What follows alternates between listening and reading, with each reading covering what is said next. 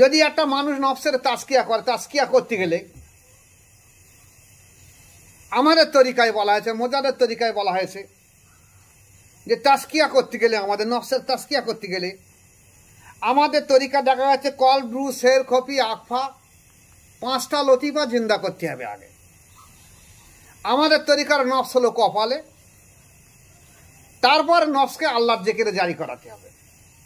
এটা কঠিন কাজ, কারণ আল্লাহ পাক এই নফসকে তৈরি করেছে আল্লাহ বিরোধী করে।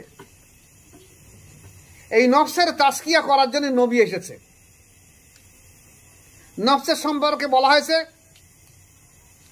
কোরআন শরীফে 3টে নফসের কথা বলা হয়েছে। প্রথম নফস নফসে আম্মারা, যেটাকে বলা হয়েছে ইন্নান নফসাল্লাহ আম্মারা তুমি সুই, নিশ্চয়ই নফস সর্বসময় তোমাকে খারাপ কাজে উস্কানি দেয়। তাহলে আমি যে খারাপ কাজগুলো করি, আমার নামাজের মধ্যে যে অন্য মনস্ক আসে, আমার ইবাদতের মধ্যে অন্য মনস্ক আসে, আমার যত খারাপ আছে তাতে সবে নফসের কারণে হয়। যেমন একটা মানুষের টাকাবুরি আছে, অহংকার আছে, রিয়া আছে, গর্ব আছে, কারোর টাকা আছে, একটা অহংকার আছে, নফসের অহংকার। একটা মানুষ 2বার জায়গায় 5বার হজে গেছে, এটা নফসের অহংকার। একটা মানুষ বেশি বেশি নামাজ পড়ছে, বেশি বেশি নফল নামাজ পড়ছে, এটা নফসের অহংকার। সে বুঝতে পারছে না যে তার নফসে করা হচ্ছে। কিন্তু নফসের চরিত্র যদি সংশোধন করা হতো, তাহলে অল্প ইবাদতে তার অনেক কাজ লাগে। এই নফসকে সংশোধন করার জন্য নবী এসেছে। তাহলে আজকের নফসের তাজকিয়া করা কঠিন কাজ। অলিয়া উলিয়ারা কি বলেছে?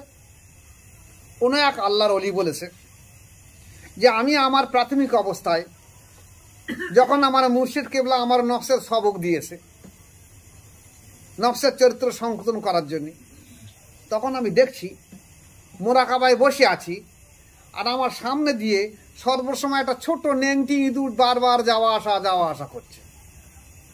আমার মোরাকাবার একাগ্রতা অসুবিধে হচ্ছে। তখন আমি চিন্তা করলাম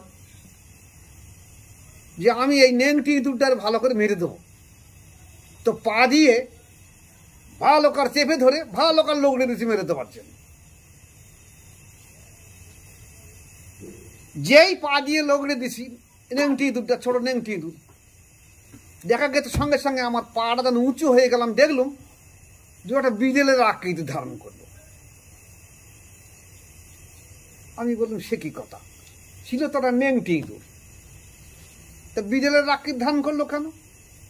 ঠিক আছে, ইঁদুরকে যদি আমি পা দিয়ে ডলে দিয়ে বিড়ালের আকৃতি ধারণ করা, তাহলে বিড়ালটাকে আমি পা দিয়ে আঁকড়ে ডলে দিয়ে দেখি ও কি ধারণ করে। বলে আমি ভালো কর চাপ দিয়ে বিড়ালটাকে ভালো কর পা দিয়ে পেশাই করে দিলাম। দেখা গেল একটা বাঘের মতন রূপ ধরলো। আমি চমকে উঠলো, উঠে জিজ্ঞাসা করলাম, বেটা তুমি কে? তা বলছে, হুজুর আমি হলাম নফস।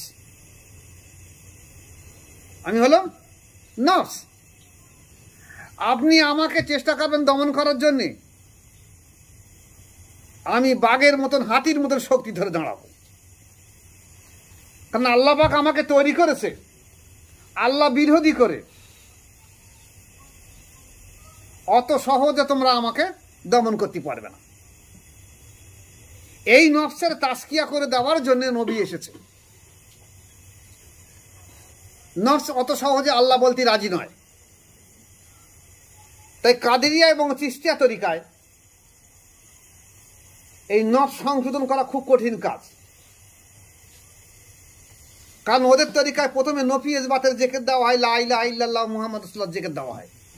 তো ওদের তরিকায় কাদিয়া চিশতিয়া তরিকার নফস হলো নাভির নিচে, এখান থেকে খেয়াল করে রুহুর দিকে খেয়াল করে, তারপর ওদের আকফা এখান থেকে কলবে ধাক্কা মারা হবে, লা ইলাহা ইল্লাল্লাহ।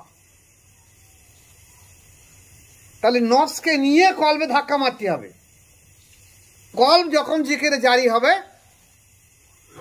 তখন নফস দুর্বল হয়ে যাবে। এই জন্য কাদরিয়া চিশতিয়া তরিকায় বলা হয়েছে এই কলবে নফসকে দমন করা যখন যায় না, তখন বলা হয়েছে তোমরা অল্প খাদ্য খানা খাও, অল্প খাও। তাই দেখা গেছে অনেক অলিয়া উলিয়া, তাসকিয়াতুল আউলিয়া কাদরিয়া চিশতিয়া তরিকার অনেক বুজুর্গ দেখা গেছে সে সারাদিন রোজা করে সন্ধ্যেবেলা একটা রুটি খেয়েছে, আধগান রুটি খেয়েছে, তখনও নফস দমন হচ্ছে না। তারপর দিন আবার দেখা যাচ্ছে একদিন রোজা করে আধগান রুটি খেয়ে দেখা যাচ্ছে তখনও নফস দুর্বল হচ্ছে না। দুদিন পরে 8 গান রুটি খেয়েছে, তাতেও দুর্বল হচ্ছে না। 7 দিন পরে রোজা করে 8 গান রুটি খেয়েছে, তাতেও দুর্বল হচ্ছে না। তখন এই বাদামের খোলা খাচ্ছে, ভর দিন রোজা করে বাদামের খোলা খাচ্ছে তাদের নফসকে দমন করার জন্য। এখন যদি সেই কাদরিয়া চিশতিয়া তরিকার এইভাবে নফস দমন করা হয়, তাহলে তারা সংসার করতে হবে না, বউ বাচ্চা থাকবে না, বাড়ি কাজ করতে পারবে না। তাই আজকের তরিকায়ে মুজাদ্দিদি বা তরিকায়ে নকশবন্দি আল্লাহ পাকের অশেষ দান, অশেষ দয়া, যে তরিকা একদম সুন্নতে নববীর মতো।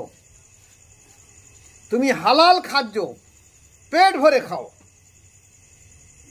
2 হাত দিয়ে পা দিয়ে কাজ করো, সমস্ত শরীর দিয়ে কাজ করো, আর অন্তরটা সর্বসময় আল্লাহ পাকের জিকিরে জারি রেখে দাও, দেখবি এতে পূর্ণতা প্রাপ্ত হবে। আমাদের তরিকায় বলা হয়েছে, মুজাদ্দিদের তরিকায় বলা হয়েছে বা নকশবন্দির তরিকায় বলা হয়েছে যে প্রথমে সরাসরি কলবকে আল্লাহর জিকিরে জারি করে দাও। এই কলবের একটা আলো আছে,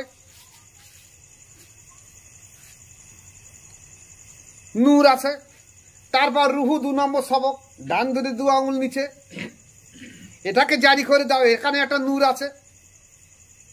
তারপর শের বাম দুটি 2 আঙুল উপরে, এটাকে জারি করে দাও, এও আল্লাহ আল্লাহ জিকির করুক, এর একটা নূর আছে। তারপর খপি, ডান দুটি 2 আঙুল উপরে, এটাকে জারি করে দাও আল্লাহ আল্লাহ করে, এর একটা নূর আছে। তারপর আকফা, আমাদের আকফা হলো বুকের মাজায়, ঈষৎ উপরে, এটাকে জারি করে দাও, এরও একটা নূর আছে। এই 5টা লতিফা যখন আল্লাহ আল্লাহ জিকির করবে, আর 5টা লতিফার 5টা আলো আছে। আর নফস হলো অন্ধকারপূর্ণ। এই একটা মানুষ যদি অন্ধকারে রাস্তা চলে, তাতে গাড্ডায় পড়ে যেতে পারে, কিন্তু যদি তার হাতে আলো থাকে তাহলে গাড্ডায় পড়ে যাওয়ার আশঙ্কাটা কম থাকে। তাই আমাদের তরিকায় দেখা যাচ্ছে, কাদরিয়া এবং চিশতিয়া তরিকায় এই নফসকে নিয়ে একেবারে কলজন্দা করার জন্য চেষ্টা করতে গিয়ে অধিকাংশ মানুষের মাথার মস্তিষ্ক দোষ হতো, পাগল হয়ে থাকতো। আমাদের পাড়ায় কটা ছিল। তাই আমাদের দেশে আগেকার লোক বলতো যে বায়াত হয়েও না, খবরদার পাগল হয়ে যাবে। এখন অনেকে বলে খবরদার বায়াত হয়ে না, পাগল হয়ে যাবে। কিন্তু এটা তো কাদিয়া চিশতিয়া তরিকা না, এটা তো মুজাদ্দিদ তরিকা। এ তরিকার মস্তিষ্কের কোনো ব্যাপারই নয়। ওদের তরিকা যেমন এখানে আকফা এখান থেকে খেয়াল করতে মতো, আমাদের তরিকা তা তো নয়। আমাদের মস্তিষ্কের কোনো প্রসঙ্গই নেই। আমাদের তরিকার জীবনে কোন মাথা খারাপ হবে না। তাই এই 5টা লতিফা যখন আল্লাহ আল্লাহ জিকির করবে, 5টা লতিফা যখন আলোপূর্ণ থাকবে, 5টা লতিফা যখন এবার নফসকে বলবে তুই আল্লাহ বল, আর এই ব্যক্তিও তার জবান দিয়ে তার জিভ মুবারক তার ঠেকিয়ে, সানায়া উলিয়ায় ঠেকিয়ে সেও তার নফসকে খেয়াল করে বলবে আল্লাহ বল, আর 5টা লতিফাও বলবে। এই সর্বদিক দিয়ে প্রেশারের ফলে অবশেষে নফস আল্লাহ বলে স্বীকার করবে। তবে নফস আল্লাহ বলে স্বীকার করার সময়ও এই কথা স্মরণ করিয়ে দিয়ে দেবে, দেখো মৃত্যুর আগ পর্যন্ত তোমাকে আমি গুমরাহি করে পথভ্রষ্ট করে দিতে পারি। তুমি যদি মনে করেছো যে আমার নফস আল্লাহ আল্লাহ জিকির করছে মানে আমার নফসের চরিত্র সংশোধন হয়ে গেছে, নফসের ইসলাহ হয়ে গেছে, আমার নফসের তাজকিয়া হয়ে গেছে, না, কিচ্ছু হয়নি। কিন্তু মৃত্যুর আগ পর্যন্ত থাকতে হবে। কারণে যখন তখন তোমাকে পাকড়ি ফেলে দিতে পারে। একটা বিষাক্ত জিনিস আমরা দেখেছি, যেমন বিষাক্ত সাপের লেজে পা দিয়ে ছেড়ে দিলে কি হয়, যদি পা দিয়ে একটু লাউড়ে দেওয়া হয় তো ঘুরিয়ে সবল মারবে। তো এ সদা সর্বদা চেষ্টা করবে আমাকে খারাপ কাজে উস্কানি দেওয়ার জন্য, ক্ষতি করার জন্য। আর আমাকে চেষ্টা করতে হবে, কঠোর সাধ্য সাধনা করতে হবে।